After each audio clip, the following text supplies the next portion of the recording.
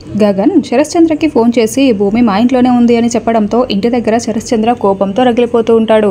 తర్వాత భూమి ఇంటికి వస్తుంది. అందరూ భూమి కోసం బయటే ఎదురు చూస్తూ వెయిట్ చేస్తూ ఉంటారు. భూమి తలదించుకొని అక్కడికి రాగానే, చెప్పు భూమి, ఇంకా ఆ గగన్ గాడంటే నీకు ఇష్టము ప్రేమ అలాగే ఉన్నాయా అని శరశ్చంద్ర అడుగుతూ ఉంటాడు. భూమి తలదించుకొని ఉంటుంది.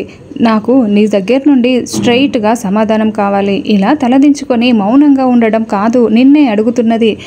చెప్పు భూమి అని శరశ్చంద్ర నిలదీయడంతో, లేదు నాన్న అని భూమి అంటూ ఉంటుంది. అంతేనా అని శరశ్చంద్ర అంటాడు. అంతే నాన్న, లేదు అని భూమి చెప్తూ ఉంటుంది.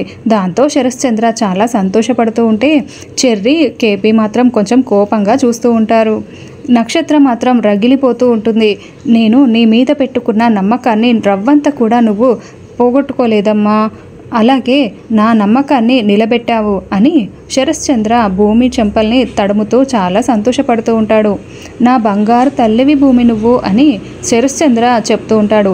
నిన్ను అడగకుండానే నీ గురించి నేను ఒక నిర్ణయం తీసుకున్నాను భూమి అని శరశ్చంద్ర చెప్పగానే, ఏంటా అన్నట్లుగా భూమి షాకింగ్గా చూస్తూ ఉంటుంది. నేను పెళ్లి సంబంధం ఓకే చేసేసానమ్మా, తాంబూలాలు కూడా మార్చేసుకున్నాము అని శరశ్చంద్ర చెప్తూ ఉంటే, రఘుపతి పెళ్లి కొడుకు వాళ్ళు వచ్చినప్పుడు అప్పుడు సంఘటనని మనకి చూపిస్తూ ఉంటారు. వచ్చే గురువారం 10:30 గంటలకి దివ్యమైన ముహూర్తం ఉంది. ఆ ముహూర్తాన్నే ఖాయం చేస్తున్నాము, తాంబూలాలు మార్చుకోండి అని చెప్పడంతో అపూర్వ శరశ్చంద్ర వాళ్ళతో తాంబూలాలు అందుకుని ఉంటారు.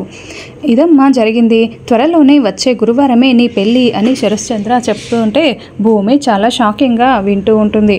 నక్షత్రం మాత్రం చాలా సంతోషపడుతూ ఉంటుంది.